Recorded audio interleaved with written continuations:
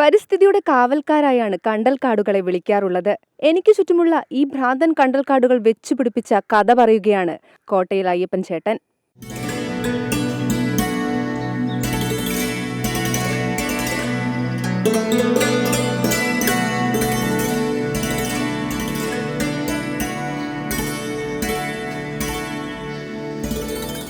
ഈ കണ്ടൽ 97 മുതൽക്കാണ് സംരക്ഷിക്കാൻ തുടങ്ങിയത്. നമ്മൾ പറഞ്ഞല്ലോ, അത്രയും കാലം വനംവകുപ്പ് സംരക്ഷിച്ച് ഇനിയിപ്പം ജനങ്ങളെ പങ്കാളിത്തത്തോടു കൂടിയാണ് ഇത് സംരക്ഷിക്കേണ്ടത്. ഇത് അടുത്ത തലമുറക്കും കൂടി പ്രചോദനം ചെയ്യേണ്ട രൂപത്തിലായിരിക്കണം വരേണ്ടത്. എല്ലാവരും ഇതിന് സഹകരിക്കണം. അത്രയും പ്രധാനപ്പെട്ട സാധനമാണ് ഈ കണ്ടൽ എന്ന് പറയുന്നത്.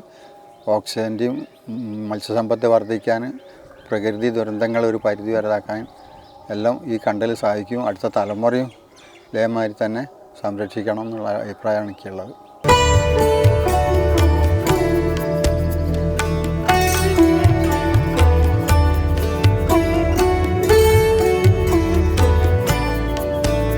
കണ്ടൽ സംരക്ഷിക്കാൻ എൻ്റെ വീടിൻ്റെ അടുത്ത് വനംവകുപ്പിൽ ഡിവിഷൻ ഓഫീസിലുള്ള ഒരാളുണ്ടായിരുന്നു. അപ്പോൾ അവർ ഈ കണ്ടൽ ഇങ്ങനെ പുഴ കടലുണ്ടി പോലെ സംരക്ഷിക്കണം, വനംവകുപ്പ് ഏറ്റെടുക്കേണ്ട ഒരു വാച്ചറ ചാൻസ് ഉണ്ടെന്ന് പറഞ്ഞു. അപ്പോൾ എന്നോട് ചോദിച്ചു, നീ വരുന്നോ വെച്ചാൽ പറഞ്ഞാൽ ശരി ഞാൻ വരാൻ പറഞ്ഞു. അങ്ങനെയാണ് വനംവകുപ്പിൽ ആദ്യമായിട്ട് ഞാൻ വന്ന് കൂടുന്നത്. അതിന് ശേഷം പിന്നെ 10,000 പോളിത്തീൻ കവറിൽ മണ്ണ് നിറച്ച് ഒരു പ്രതിഫലം ഇല്ലാണ്ട് ഞങ്ങൾ നഴ്സറി നടത്തി. അന്നൊക്കെ എൻ്റെ ഭാര്യയും ഞാനും കൂടിയാണ് സഹായിച്ചിട്ട് ആളുള്ള വെയിലൊക്കെ കൊണ്ട് കഴിഞ്ഞ്. അതിന് ശേഷമാണ് ഇപ്പം 1000 എണ്ണം കുഴിച്ചിട്ടൊക്കെയാണെങ്കിൽ അതിന് പൈസ ഉണ്ട്. അന്നൊന്നും ഒന്നുമില്ലായിരുന്നു, ഫ്രീ ആയിട്ട് തന്നെ പണിയൊക്കെ എടുത്ത്.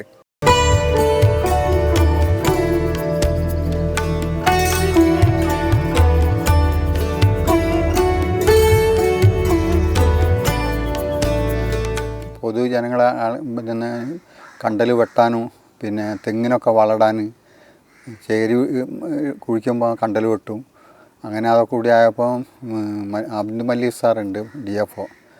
അദ്ദേഹം എന്താ വെച്ചാൽ ഫെൻസിങ് നടത്തി, കണ്ടലിൻ്റെ ചുറ്റും ഫെൻസിങ് നടത്തി അത് സംരക്ഷിക്കാൻ തുടങ്ങി. സാറ് മാറി പ്രതികുമാർ സാറ് DFO വന്ന് അദ്ദേഹം ഇതേമാതിരി കണ്ടൽ, ഭ്രാന്തൻ കണ്ടൽ, അത് ഇവിടെ ഇല്ലാത്തൊരു സാധനം റൈസോഫോർ എന്ന് പറഞ്ഞാൽ അത് കണ്ണൂരിൽ നിന്ന് കൊണ്ടുവന്നിട്ട് ഞങ്ങൾ പ്ലാന്റ് ചെയ്താണ് ഈ കാണുന്ന കണ്ടലൊക്കെ. അതേമാതിരി നക്ഷത്ര കണ്ടലും അതേമാതിരി ഞങ്ങൾ പ്ലാന്റ് ചെയ്താണ്. ഈ 2 കണ്ടലാണ് ഇപ്പോൾ ഇവിടെ കാര്യമായിട്ട് യാത്രക്കാർക്ക്, ടൂറിസ്റ്റൊക്കെ വന്ന് കാണാനും ചെയ്യാനൊക്കെ ഉള്ളത്. ആകതാണ്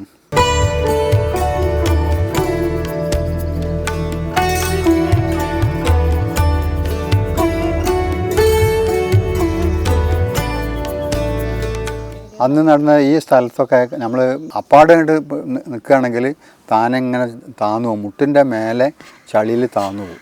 അപ്പോൾ ഞങ്ങൾ വേലിയേറ്റത്തിന് ഇതിൻ്റെ മീൻ പിടിക്കാൻ കൊണ്ടാണ് ചെറിയ വള്ളമുണ്ട്, ആ വള്ളത്തിൽ ഊന്നി പിടിച്ചിട്ടാണ് ഞങ്ങൾ ഞാറ് നടുന്ന മാതിരി ഓരോരോ മീറ്റർ വിട്ട് ഇത് നട്ടത്. കണ്ടൽ എന്ന് പറഞ്ഞിരിക്കുകയാണെങ്കിൽ കുട്ടികൾക്ക് വരെ ഒരു പാഠ്യവിഷയം അയക്കണത്. PSCൻ്റെ ഇതിൽ വരെ കണ്ടൽ വരുന്നുണ്ട്, ചോദ്യം വരുന്നുണ്ട്. കണ്ടലിനെ പറ്റിയിട്ട് പറയുകയാണെങ്കിൽ ഒരുപാട് മത്സ്യസമ്പത്ത് വർദ്ധിക്കും, പരിസ്ഥിതി സംരക്ഷിക്കും, സുനാമി, കൊടുങ്കാറ്റിന് മാതിരിയുള്ള പ്രകൃതിക്ഷോഭങ്ങൾ വരെ ഒരു പരിധി വരെ കണ്ടൽ സംരക്ഷിക്കും. പിന്നെ ഏറ്റവും കൂടുതൽ ഓക്സിജൻ കിട്ടും. അതൊക്കെയാണ് കണ്ടലിനെ കൊണ്ടുള്ള ഉപകാരങ്ങൾ. ഈ ബാലാത്തുരുത്തിയിൽ ഒരു 19ഓളം ലീസിൽ താമസിക്കുന്ന വീട്ടുകാരുണ്ട്. ലീസ് പുറമ്പോക്ക് തൂർത്തിട്ട്, പുഴ തൂർത്തിട്ട് എടുത്താണ്. അപ്പോൾ ഈ കണ്ടൽ സംരക്ഷിക്കുമ്പോൾ അവരെ ആ വീട് നഷ്ടപ്പെടുന്നുള്ളൊരു തോന്നലുകൊണ്ടാണ് അവർ കുറേ പ്രതിഷേധം. ഇപ്പോൾ ആ പ്രതിഷേധമൊക്കെ മാറി, ആർക്കും ഒരു കുഴപ്പമില്ല. ഇതുകൊണ്ട് കുറേ ടൂറിസം ഇതൊക്കെ കൂടി ആയപ്പോൾ ഒരുപാട് ജനങ്ങൾ ഇപ്പോൾ ഇതുകൊണ്ട് ജീവിക്കാൻ തുടങ്ങി. കയാക്കിൻ്റെ ഒപ്പം നിന്ന് കയാക്കിംഗ് ഉണ്ട്, ടൂറിസത്തിൻ്റെ തോണിയുണ്ട്, പിന്നെ ഹോം സ്റ്റേയിൽ കുറേ ആൾക്കാരുണ്ട്, പിന്നെ ഫുഡ് കൊടുത്തിട്ടുള്ള പാക്കേജ് ഉണ്ട്. അങ്ങനെ കുറേ ആൾക്കാർ ഇതുമായിട്ട് ജീവിക്കുന്ന ആൾക്കാരിപ്പം ടൂറിസമായിട്ട് മേഖലയിൽ പോകുന്നു. മത്സ്യങ്ങൾ ഒരുപാട് വരും, മത്സ്യങ്ങൾ പ്രജനനം നടത്തുന്നുണ്ട്. ഇതിൻ്റെ ഉള്ളിൽ നിന്ന് വന്നിട്ട് പ്രജനനം നടത്തും, പോവും. അപ്പോൾ ചെറിയ മീനിൻ്റെ കുട്ടികളൊക്കെ ഇതിന്ന് ഏകദേശം പൂർണ്ണ വളർച്ച എത്തിയിട്ടേ പുറത്തേക്ക് പോവുള്ളൂ. അപ്പോൾ വലിയ മീനൊന്നും ഈ കുട്ടികളെ തിന്നാനൊന്നും പറ്റില്ല. കരിമീൻ്റെ മാതിരിയുള്ള ഒരുപാട് മത്സ്യങ്ങൾ ഇവിടെ പ്രജനനം നടത്തിയിട്ട് കടലിൽ നിന്ന് വന്ന് ഇവിടെ പോകുന്നുണ്ട്. പിന്നെ ഞണ്ട്, ചെമ്മീൻ ഉണ്ട്. മത്സ്യസമ്പത്ത് കൂടുതൽ വർദ്ധിക്കും.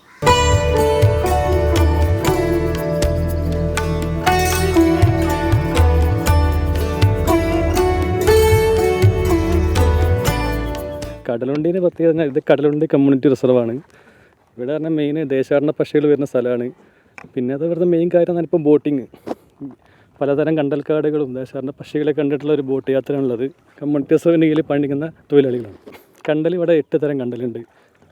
അതിൽ 2 തരം വെച്ചുപിടിപ്പിച്ചുണ്ടാക്കിയതാണ്, ബാക്കി നാച്ചുറലായിട്ട് ഉള്ള കണ്ടലുകളാണ്.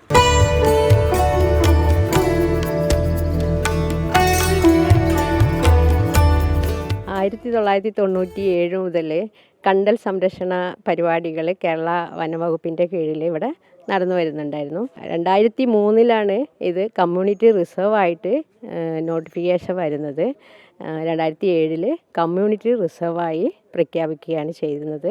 ധാരാളം സഞ്ചാരികൾ ഇവിടെ വരുന്ന ഈ വിദേശത്തു നിന്നും അതുപോലെ ഇന്ത്യയുടെ വിവിധ സംസ്ഥാനങ്ങളിൽ നിന്നൊക്കെ വരുന്ന ആളുകൾക്ക് നമ്മളൊരു ടൂറിസം എന്നുള്ളതിനേക്കാൾ അപ്പുറത്ത് പ്രകൃതിയെ അടുത്തറിയുക, ഈ കണ്ടലിനെ അടുത്തറിയുക, അതിൻ്റെ ആവാസ വ്യവസ്ഥ, അതുപോലെ തന്നെ ചെറിയൊരു പ്രദേശത്ത് ഒരുപാട് ജൈവ വൈവിധ്യങ്ങൾ സംരക്ഷിക്കുക, ഈ ഒരു സ്ഥിതിവിശേഷം ഇവിടെ അടുത്തറിയാനും ആളുകൾ അത് മനസ്സിലാക്കി ആ ഒരു നിലയിലുള്ളൊരു ടൂറിസമാണ് ഇവിടെ നടന്നു വരുന്നത്.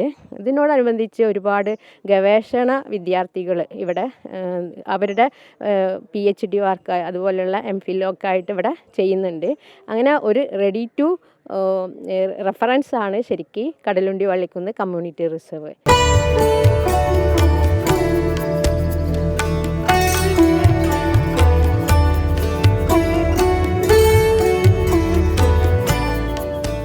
കടലുണ്ടി കമ്മ്യൂണിറ്റി റിസർവിലാണ് ഞാനിപ്പോൾ ഉള്ളത്. ഇവിടുത്തെ പച്ചപ്പിന്റെ കഥ ലോക പ്രശസ്തമാണ്. കണ്ടൽക്കാടുകളാണ് ഇവിടുത്തെ പ്രത്യേകത. ഇത് വെച്ചുപിടിപ്പിച്ചതിനു പിന്നിൽ അയ്യപ്പൻ ചേട്ടനെ പോലെ നിരവധി പേരുടെ ഭഗീരഥ പ്രയത്നം തന്നെയുണ്ട്. വരും തലമുറ ഇത് കാത്ത് സംരക്ഷിക്കണമെന്നാണ് ഇവർ ആവശ്യപ്പെടുന്നത്. ക്യാമറമാൻ KP ഷൈജുവിനോടൊപ്പം രേഷ്മ സുരേന്ദ്രൻ, അമൃത ന്യൂസ്, കോഴിക്കോട്.